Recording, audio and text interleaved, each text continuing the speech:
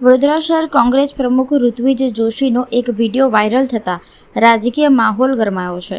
વિડીયોને લઈને વિવિધ આક્ષેપો સામે આવતા ચર્ચાઓ તેજ બની છે. વાયરલ થયેલા વિડીયોમાં ઋત્વિજ જોશી સામે ટિકિટ ફાળવણી દરમિયાન નાણાંની લેવડ દેવડના આક્ષેપો કરવામાં આવ્યા છે.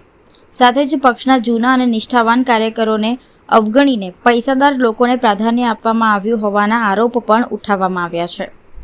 વિડીયોમાં પક્ષના હોદ્દાનો દુરુપયોગ કરીને આર્થિક ફાયદો મેળવવાનો દાવો કરવામાં આવ્યો છે, જેના કારણે સંગઠનમાં અસંતોષ ફેલાયો હોવાની ચર્ચા છે.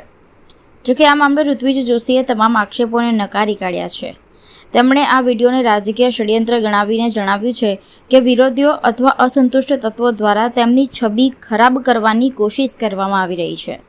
સાથે જ તેમણે જણાવ્યું છે કે જો કોઈ પાસે પુરાવો હોય તો તેઓ તપાસ માટે સંપૂર્ણ તૈયાર છે. આ ઉપરાંત ફેક વિડીયો અથવા ભ્રામક માહિતી ફેલાવનારાઓ સામે કાનૂની કાર્યવાહી કરવાની ચેતવણી પણ આપવામાં આવી છે. હાલ આ વિડીયોની સત્યતા અંગે સ્પષ્ટતા થઈ નથી. સમગ્ર મામલે હવે તપાસ બાદ જ હકીકત બહાર આવશે.